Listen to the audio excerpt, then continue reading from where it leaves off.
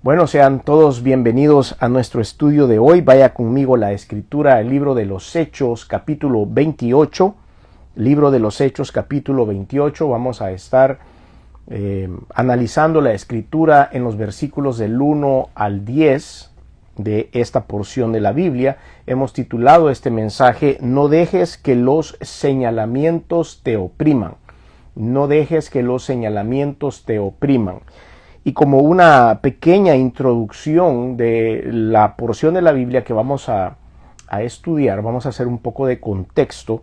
Estamos en el capítulo 28 del libro de los Hechos, está a punto de terminar este libro. Y esta historia, que es muy rica en detalles, inicia en el capítulo 27. Inicia con un viaje del apóstol Pablo a Roma. Finalmente, su meta era llegar a Roma, después de haber conducido la organización de muchas iglesias en el área de Europa, de Asia Central, de algunas partes de África, de lo que sería hoy el norte de África, y todos estos lugares donde el apóstol anduvo, sobre todo en el área de Turquía, de lo que hoy conocemos como Turquía. Nos damos cuenta que él siempre tuvo como meta en algún punto llegar a la capital del imperio, aquel tiempo en donde estaba el imperio dominante, que era Roma, el imperio romano. Entonces él quería llegar eventualmente a esa ciudad, que obviamente iba a ser la ciudad más importante y más grande del planeta en aquel tiempo, y él tenía como meta llegar ahí. Y nos damos cuenta que él hizo varios acercamientos hasta que este tema se le dio. Sin embargo, la operación o el desarrollo de este viaje tal vez no fue en las condiciones más cómodas, y es porque el apóstol Pablo estaba preso y él había apelado, porque tenía ciudadanía romana, había apelado a su caso al emperador romano. Entonces, cuando había un ciudadano romano que estaba encarcelado y él apelaba a César, era obligación de las autoridades llevarlo a Roma para ser juzgado allá. Pablo, haciendo uso de su ciudadanía, entonces él apeló estando preso, y pues tenían que concederle ese beneficio. Es por eso de que Pablo, estando preso, llega el momento de su traslado. Y por supuesto que no había en aquel tiempo un avión del centro de la Secretaría de Centros Penales, o no había un avión de traslado de reos, no había tampoco un carro blindado o un camión blindado o un tren blindado para trasladar a los reos, sino que se hacía esto en los barcos regulares de pasajeros y carga, en los cuales se movía todo el flujo.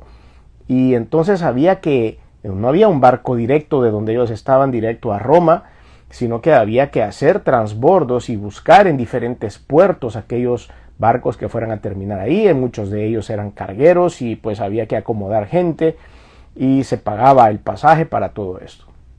Este no fue la excepción. Entonces el apóstol Pablo, cuando tenía que viajar a Roma, por supuesto que iba con escolta, y no iba solo, iban otros presos que también iban a llegar a Roma, qué sé yo, probablemente algunos iban a quedar en lugares o en paradas intermedias, pero muchos de ellos iban para Roma. Entonces ellos abordaron un barco en una estación para poder ya en el último segmento llegar a Roma. No solo iba Pablo, iban varias personas. La Biblia dice que iban más de 200 personas en ese barco, incluyendo algunos presos. Iban también las escoltas de los presos, o sea, personas, soldados romanos que iban custodiándolos para que nadie se escapara y llegaran a su juicio a Roma. Entonces, este es el entorno, este es como la historia, el contexto de lo que está sucediendo. Antes de partir, en el capítulo 27, ustedes van a ver cómo el apóstol Pablo le advierte a las personas, o sobre todo a los escoltas, a los militares que iban custodiando a los reos, que él no veía buen tiempo, que él creía de nos va a agarrar una tormenta, dijo un poco más adelante. Yo creo que no es momento para salir, pero ustedes quieren, nos podemos quedar y esperar el siguiente barco o nos podemos ir. Pero los marineros, las personas que estaban a cargo de ese barco, le hicieron saber a los custodios que sí habían condiciones para la navegación y que entonces podían zarpar. Dicho esto, por lo que se suponía eran los expertos, todos abordaron, las más de 200 personas subieron a este barco y empezaron a navegar. Esa revelación de parte de Dios que le hizo al apóstol Pablo se convirtió en realidad cuando se encontraron en el mar Mediterráneo con una de las tormentas más grandes que se pueden dar en esa zona. La Biblia le llama Euroclidón, que era como un huracán que era típico de esa zona y se formaba sin previo aviso. Aparte, en aquel tiempo pues no habían servicios de meteorología y no habían oficinas que hacían estudios para saber cómo iba a estar el clima, sino que se hacían observaciones meteorológicas únicamente. Y en ese tiempo esta tormenta se formaba sin previo aviso y era durísima, y esta exactamente fue la que se formó en el momento en que ellos estaban navegando. Entonces el capítulo 27 está llenísimo, pues no vamos a analizar ese capítulo hoy día, pero está llenísimo de detalles. Hay mucho detalle de navegación, hay muchos nombres de cuestiones de navegación, de barcos. Hay muchas frases que se usaban en el tiempo cuando se hacía navegación marítima. Entonces está muy rico en detalles de todo lo que estaba sucediendo, y por supuesto también hay mucho detalle espiritual de lo que estaba pasando. Llega un momento en que ellos atraviesan todo el capítulo 27 en una tormenta hasta que finalmente colapsa el barco, se hunde, se parte en pedazos. No sin antes, por supuesto, haber tratado de aligerar la carga, botar el trigo que llevaban adentro, porque aparte llevaba carga, como explicamos, y todo el mundo pensaba que iba a morir. Un momento dado que todos los marineros se querían subir en el bote salvavidas que había un bote salvavidas llamado Esquife. Esquife no era el nombre del bote, sino que así se llama, el bote salvavidas se llamaba en aquel tiempo esa figura del bote salvavidas. Y el apóstol Pablo le dijo a los carceleros, a los militares, les dijo: miren, ellos lo que quieren es irse. Si ellos se van del barco, quedamos a la deriva, nadie va a conducir este barco y entonces íbamos a morir. Los militares entonces cortaron el lazo que detenía la barquita esta, que era el bote salvavidas, y lo cortaron para que nadie lograra salir del barco. Y bueno, ese y muchos otros detalles están en el capítulo 27. Es una historia que lo mantiene pegado a uno leyendo cada detalle. Hay un momento en la historia también en la cual el Señor se manifiesta a Pablo.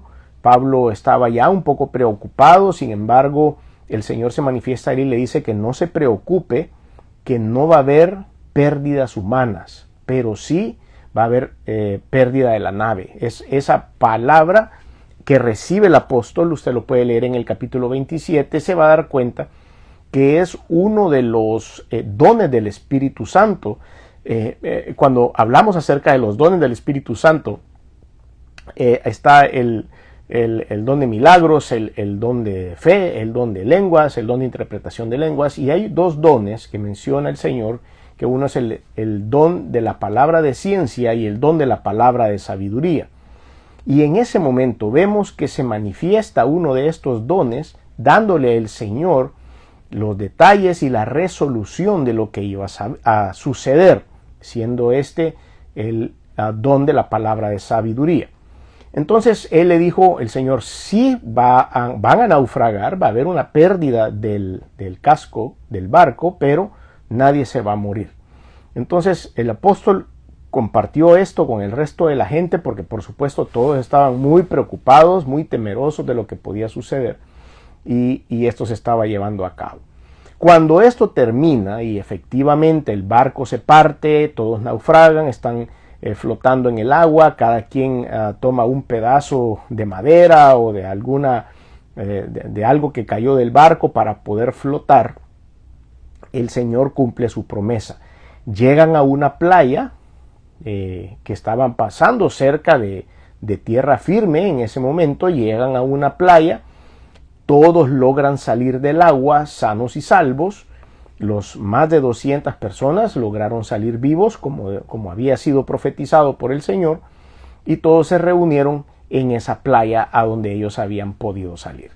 Entonces vamos a retomar la historia a partir de ese momento en el cual todos se reúnen en esta playa y sucede un evento sobrenatural, un milagro de parte de Dios que es importante analizar y que es importante que veamos la reacción de la gente. Por eso hemos titulado No dejes que los señalamientos te opriman. No dejes que los señalamientos te opriman. Y esto tiene algo que ver con aquello de la presión social, la presión de lo que la gente puede pensar de lo que hacemos, o los inventos o chambres, como quiera usted llamarle, los cuentos, las mentiras, los fake news acerca de usted, que puede hacer la gente y que están desprestigiando su imagen, pero después el Señor hace algo sobrenatural en su vida para Él ser glorificado y que su imagen sea levantada. Y eso es lo que vamos a ver a continuación. Así que vamos a ir a la Escritura después de este contexto y de esta introducción un poco larga, en Hechos capítulo 28, versículos del 1 al 10. Estando ya a salvo, recuerden que esos ya nadaron y ya llegaron a la playa, supimos que la isla se llamaba Malta. Y los naturales nos trataron con no poca humanidad, porque encendiendo un fuego nos recibieron a todos a causa de la lluvia que caía y del frío.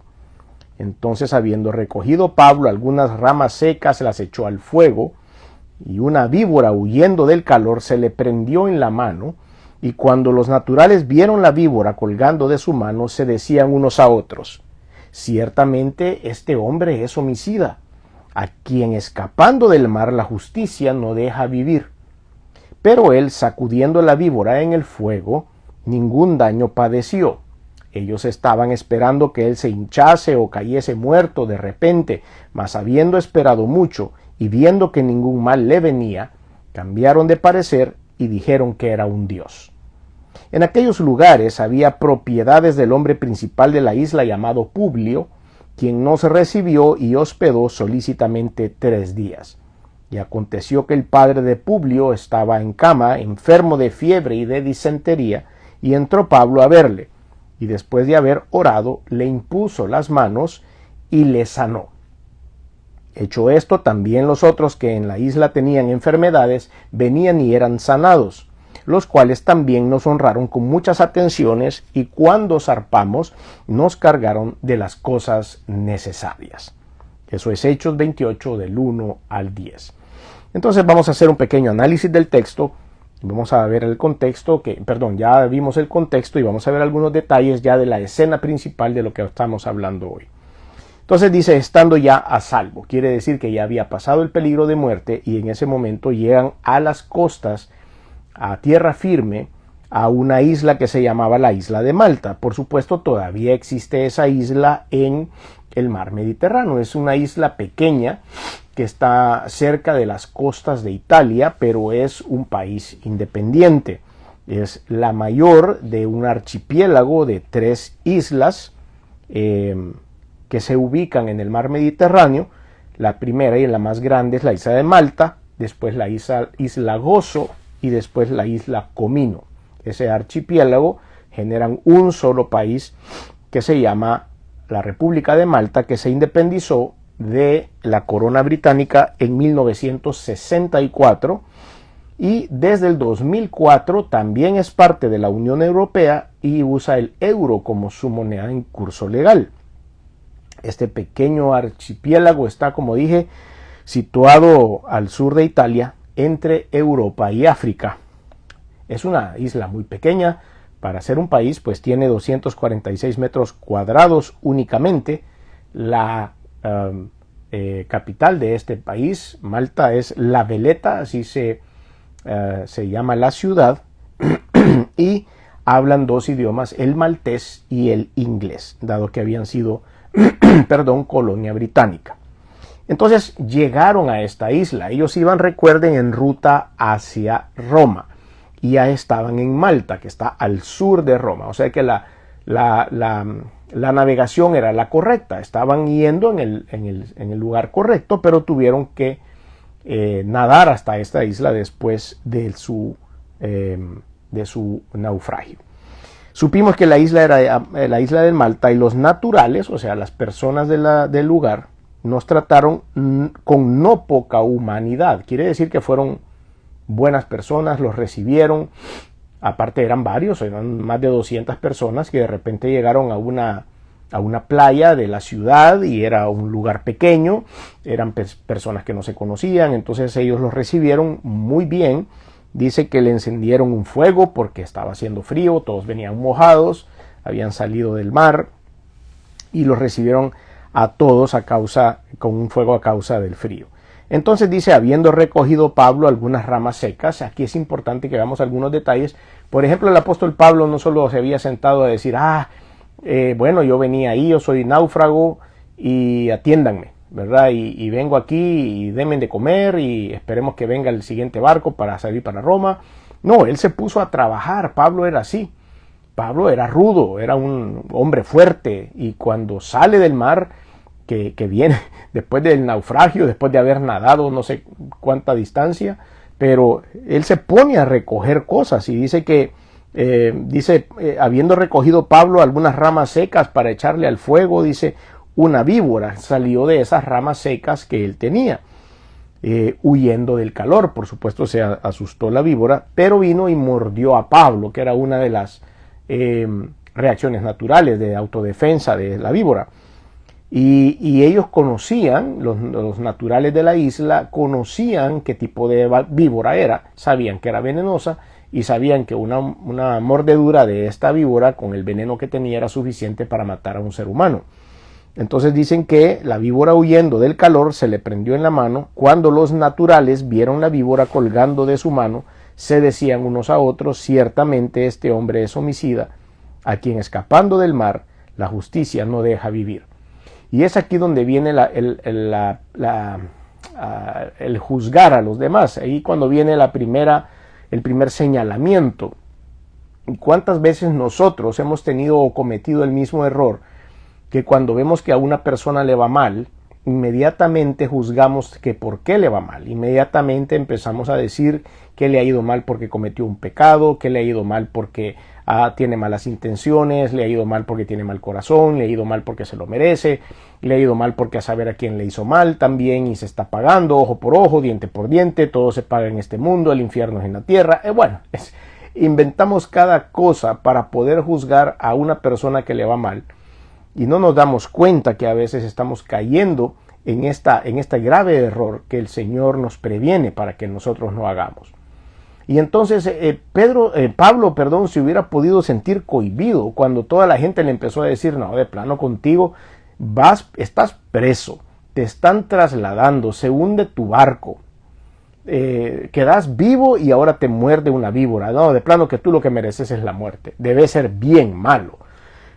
¿Y cuántas veces hemos caído en esto nosotros? Entonces Pablo sencillamente hizo lo que cualquier otro había hecho. Veamos lo que dice aquí. Dice, versículo 5, pero él, sacudiendo la víbora en el fuego, ningún daño padeció. Pablo, muy seguro de sí mismo, que fue lo que hizo, no se asustó, no gritó, no se dejó guiar por el temor de estas personas que ellos estaban poniendo en su corazón. Ellos estaban queriendo hacer sentir a Pablo culpable, y Pablo quizá hubiera podido caer en ese juego, y él se hubiera podido poner nervioso y decir, bueno, si todos aquí dicen que me voy a morir, me voy a morir. Si dicen que la víbora es súper venenosa, me voy a morir, y empezar a meterse ese tipo de cosas en la cabeza hasta llegar a sucumbir con ese sentimiento. Pero vemos que Pablo no hace eso. Pablo estaba muy seguro de cuál era su misión.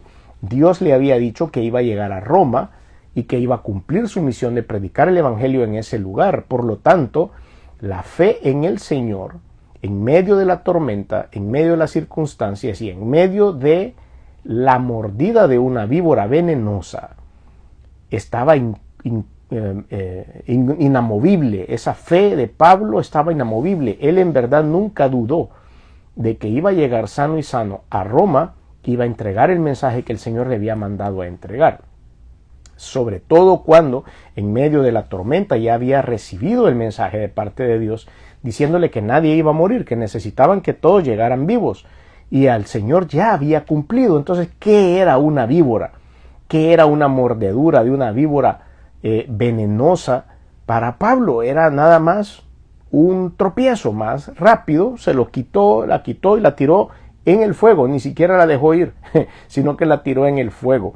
Pero todos se le quedaban viendo. Puedo ver los ojos de los locales. Probablemente los presos que venían en el barco o los pasajeros que no estaban presos que venían en el barco no sabían qué especie de víbora era, ni siquiera la conocían, pero los locales sí sabían que era altamente venenosa, y entonces todos los locales se le quedaban viendo a los ojos, creo yo, tal vez diciendo, bueno, ya va a empezar a echar espuma, ya se va a hinchar, ya se le van a salir los ojos, ya va a empezar a sangrar por los oídos, ya de repente va a empezar a convulsionar. Bueno, ellos estaban esperando que hubieran todas esas manifestaciones de ese envenenamiento.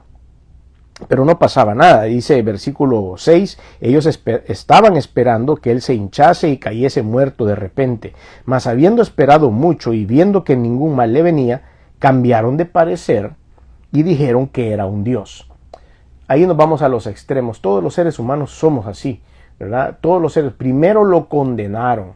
Primero dijeron de él que había hecho, que la justicia lo perseguía. No le daban oportunidades, no le daban ni oportunidad de vida. Ellos pensaban que él se iba a morir. Y de repente, cuando no sucede, cambia la gente el pensamiento y entonces empiezan a adorarlo. Empiezan a decir que era Dios, empiezan a decir que era un ente especial fuera de este mundo, que no era un ser humano. Empiezan a hacer un montón de conjeturas que tampoco son correctas. Era únicamente el milagro del Señor a través de Pablo. Pero Pablo tampoco se dejó envenenar, no solo por la víbora, sino también por los comentarios de las personas que primero lo declaraban muerto y después lo declaraban un dios. Ninguna de las dos aplicó para él. Eso quiere decir que Pablo tenía una percepción de sí mismo correcta, una percepción en la cual él decía, yo no soy Dios, yo no tengo los poderes ni la autoridad que tiene el Señor, pero sí tengo una buena relación con Él y estoy seguro que Dios me va a sacar de esto, y yo no soy Dios para aceptar adoración de nadie. Pero sigamos leyendo el versículo 7. Y en aquellos lugares había propiedades del hombre principal de la isla llamado Publio, quien nos recibió y hospedó solícitamente por 3 días. Bueno, Publio era el varón principal de la isla, era como el gobernador, el presidente, el cacique, como usted lo quiera decir.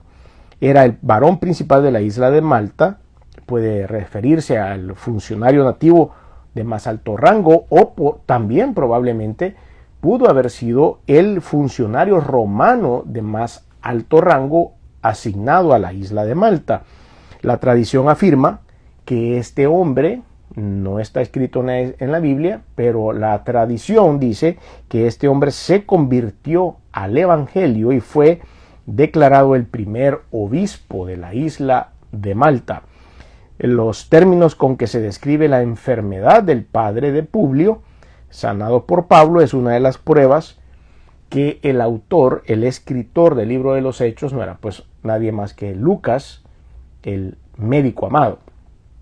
Entonces vamos a ver por qué nos da un diagnóstico de lo que tenía el papá de Publio. Sí, ya lo vamos a ver acá. Entonces dice que ellos desembarcaron, probablemente Publio tenía un rancho en la playa, aquí ya estoy inventando, probablemente tenía un rancho en la playa, o era dueño de un resort en la playa, o tenía un negocio de restaurante de mariscos en la playa, no lo sé, estoy inventando todo esto, pero él era el dueño de esas tierras donde justamente ellos habían llegado y los locales los estaban atendiendo. Él llegó a ver qué pasaba en su propiedad, se dio cuenta de lo que sucedía y decidió ayudar, no era una persona mala. Y entonces empieza a ayudar. Versículo 8. Y aconteció que el padre del Publio, o sea, de este gobernador o del principal de la isla, estaba en cama enfermo de fiebre y disentería. Es un diagnóstico muy detallado, por eso pensamos que pues ahí estaba el evangelista Lucas, que era médico y que anduvo siempre a la par del apóstol Pablo. Y entonces dice que Pablo, al verle y después de haber orado, esto es tan importante, hermanos, por eso hay que ver todos los detalles de una historia bíblica, porque Pablo no solo llega y dice, sí, le voy a imponer manos a este y lo voy a sanar porque van a ver que yo tengo los poderes del Señor y el Señor me respalda. No, no es así. Por eso nosotros no creemos en este tipo de manifestaciones de sanidad divina, de profecía o de promesas de Dios falsamente entregadas cuando Dios no ha hablado. Por eso hay que tener mucha precaución, porque hay gente que empieza a repartir profecía o a repartir buenos deseos de sanidad divina sobre la gente cuando el Señor no se ha manifestado, o cuando no han estado en oración, o cuando ni siquiera saben si Dios estaba aprobando que fuera a determinado lugar a orar por una persona por sanidad o a decirle una profecía. Entonces hay que ser muy cuidadosos. El apóstol aquí dice que después de haber orado, le impuso las manos. Primero fue y buscó a Dios, buscó su autorización para hacerlo de una manera correcta, para que la gloria no fuera para Pablo, sino para Dios. Siempre Pablo fue muy cuidadoso en que la gloria debía entregársele a Dios y no a él. Él era un ser humano y él lo sabía, pero era un ser humano que estaba conectadísimo con Dios. Y eso es lo que usted y yo debemos aprender. Entonces dice que después de haber orado, le impuso las manos y sanó. Ese es el protocolo correcto. Dios lo mandó a imponerle manos a este hombre después de orar y este hombre sanó. Hecho esto, también los otros que en la isla tenían enfermedades venían y eran sanados. Hubo un propósito, vea usted, ese propósito de ese naufragio, el propósito. Pablo no tenía en sus planes parar en Malta en su viaje a Roma. Él tenía en su mente llegar a Roma y predicar el evangelio en ese lugar, que era la ciudad más importante del mundo en aquella época. Pero los planes de Dios eran diferentes. Y Dios le hunde el barco.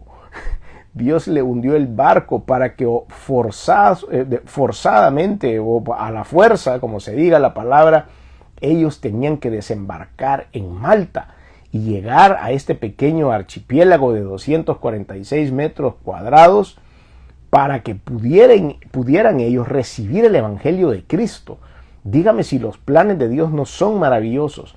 Por más que Pablo haya sido un preso, que la gente lo haya señalado, que hayan dicho que este era un preso que iba para Roma, que era un sobreviviente de un naufragio, que lo había mordido una víbora, todo el mundo pudo haber señalado al apóstol, pero él iba a llegar a esa isla con un propósito. No hay mucho detalle en cuanto a saber cuántas personas aceptaron a Cristo como Señor y Salvador. Le aseguro que el apóstol Pablo llegó a ese lugar a orar por los enfermos, pero a también hablarles acerca de Jesucristo. No se le debe haber escapado ni uno que no escuchó hablar del Maestro, del Salvador del mundo. Pablo sabía que el plan de Dios de detenerse en esa isla era un plan divino, era un plan eterno para estas personas. Así que de esa manera él debe haber predicado la palabra de Dios y debe haber por eso orado por las personas. Es por eso que todos asumen que Publio se convirtió, él y su familia, y que Malta llegó a ser un bastión de los cristianos gracias a un desastre naval. Eso es lo que ustedes y yo debemos aprender. Probablemente estemos pasando una gran tormenta. Probablemente estemos ya oyendo cómo se rompe nuestro barco, cómo se va a hundir nuestro barco. Pero recibimos de parte de Dios la esperanza y la fe de que el Señor nos dice: tu barco se va a romper, pero no te preocupes que vas a salir adelante. No dejes que la gente te señale, que hablen de ti, que te juzguen, porque no nos vamos a dejar oprimir por los señalamientos de las personas. Vamos a salir adelante de esto porque esto que estamos viviendo tiene un propósito divino. Si es necesario, vamos a desembarcar o vamos a nadar en un trozo de madera hacia Malta, porque Malta es el propósito de Dios intermedio antes de cumplir la meta final. No sabemos qué está pasando, no sabemos, de repente salimos airosos y nos muerde la víbora. Y decimos nosotros, como hay una frase en El Salvador que dicen, nos llueve sobre mojado o llueve sobre la milpa. Quiere decir que no para de llover y terminamos saliendo vivos de un naufragio y nos muerde una víbora venenosa. Pero nos damos cuenta al final que todo es parte del proceso divino. Estos hombres no hubieran creído en la palabra de Pablo si él no hubiera mostrado el poder sobrenatural del Señor en su vida a través de inhibir ese veneno de la víbora. Ellos tal vez le pusieron más atención a Pablo, que dijeron, tiene de seguro algo bueno que decir, porque no por gusto ha sido un hombre fuerte que ha sobrevivido a la mordedura de esta víbora. Todo tiene un propósito y al final el propósito de Dios se cumplirá. Vamos a quedar mojados, vamos a quedar asustados y vamos a quedar mordidos, pero al final el Señor se va a glorificar y sus propósitos en nuestra vida van a ser cumplidos. Así que no se deje oprimir por los comentarios o por el ser juzgados por lo que está sucediendo. Versículo 9 dice, hecho esto, también los otros que en la isla tenían enfermedades venían y eran sanados. Versículo 10, los cuales también nos honraron con muchas atenciones y cuando zarpamos nos cargaron de todas las cosas necesarias. Quiere decir que siguieron su viaje. Probablemente se detuvo otro barco para buscar provisiones o alguna otra cosa y ese barco sacó a estas 200 y tantas personas que habían naufragado y continuaron su viaje. De hecho, hay testimonios de que el apóstol Pablo, por supuesto, llegó a Roma, cuál era la meta inicial. Entonces, cuando vemos todo esto, rápidamente en los próximos 5 minutos haremos una aplicación. Los ataques del enemigo son sistemáticos y no nos va a dejar tranquilos ni en paz. Y su propósito es oprimirnos por el que dirán, por los chambres de la gente, por el señalamiento de las personas. Pero nosotros vamos a ser bendecidos con los milagros del Señor en medio de las circunstancias. Jesús tomaba tiempo para, esta es una frase súper importante, que quisiera que usted y yo pudiéramos abrazar siempre y tener cuidado con esto, porque Jesús tomaba tiempo para orar después de las victorias, no solo en las derrotas, no solo en el naufragio, no solo cuando nos muerde la víbora. Cuando hay victorias hay que orar. Cuando hay bendición hay que orar, porque al final es ahí donde Satanás nos ataca.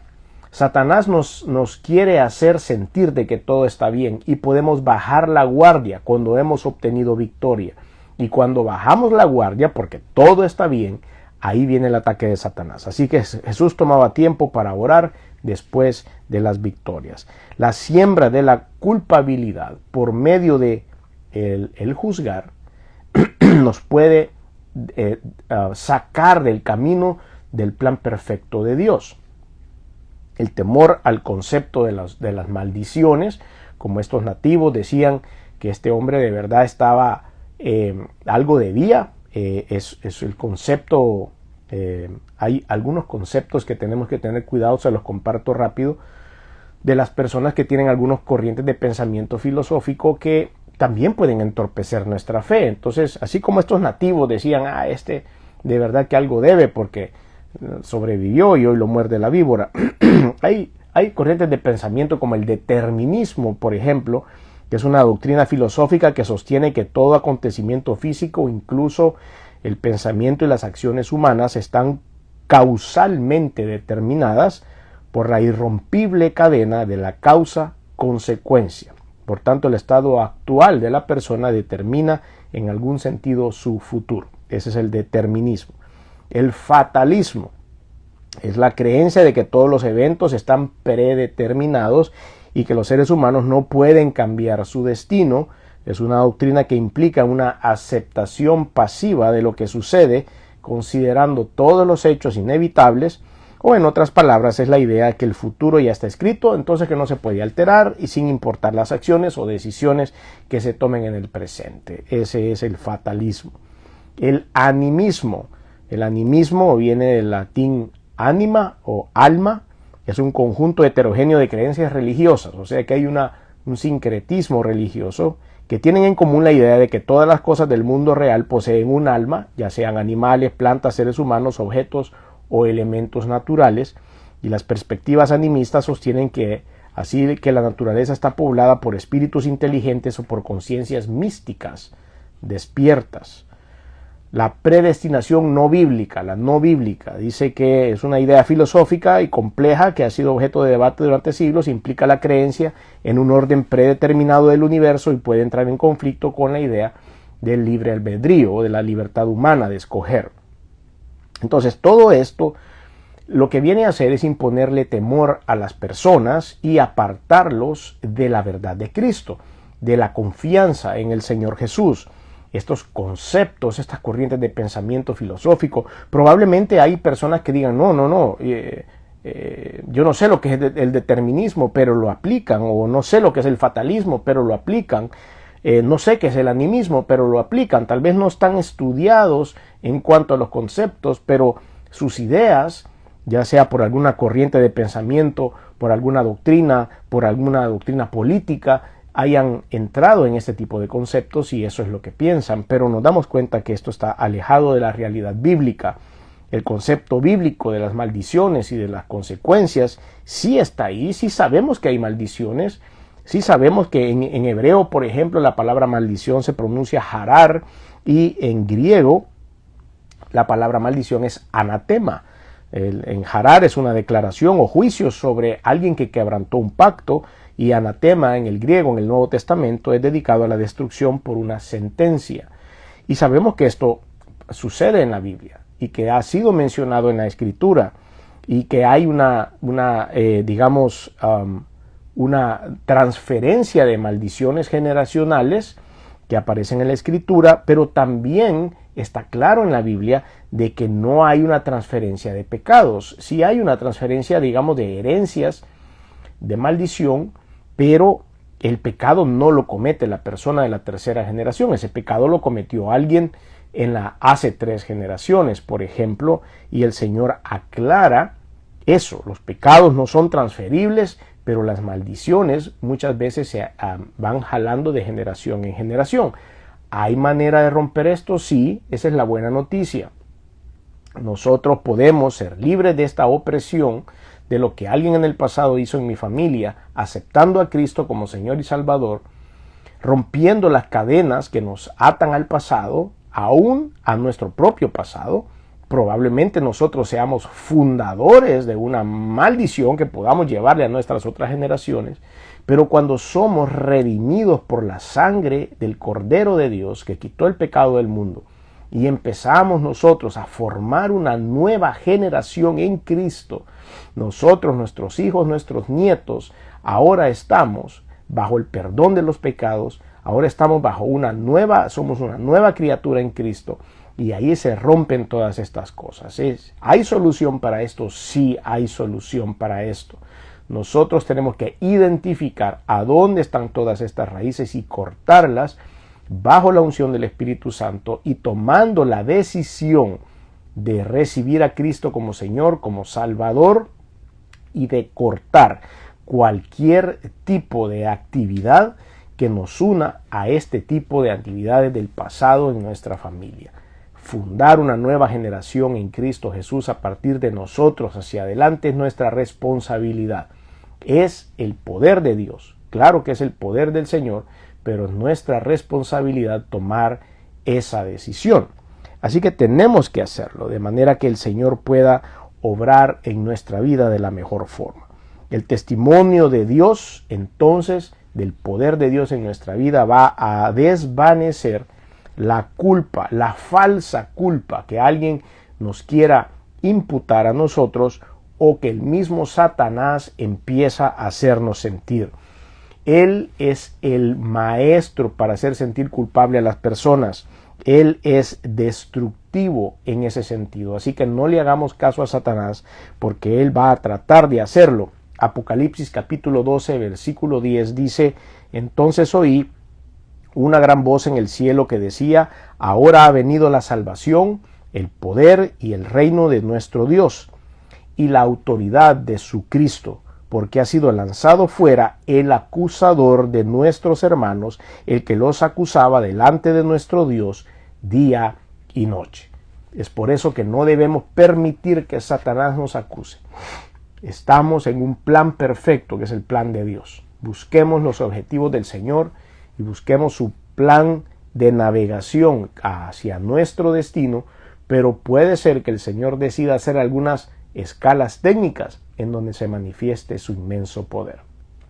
Si usted quiere recibir a Cristo como Señor y Salvador, le invito a que haga una oración. Es muy sencilla y el Señor hará el resto del trabajo. El perdón de pecados y vida eterna, eso es el trabajo del Señor. Pero es nuestro deseo que usted pueda dar ese paso de fe. Así que le invito a hacerlo. Ahí donde usted está, ore conmigo y diga: Señor Jesús, reconozco mi necesidad de ti. Reconozco que he hecho cosas que no han sido de tu agrado, perdóname, me arrepiento. Pero también, Señor, sé que has venido al mundo hecho hombre, que te colgaron en una cruz y que la sangre que derramaste ha servido para limpiar mis pecados. Reconozco que resucitaste al tercer día y que estás sentado a la diestra de Dios. Por lo tanto, hoy abro mi corazón y te recibo en él como mi único y suficiente Señor y Salvador. Te doy gracias por esta oportunidad, Señor. Entra a mi vida y gobiérname en el nombre de Jesús. Amén y amén.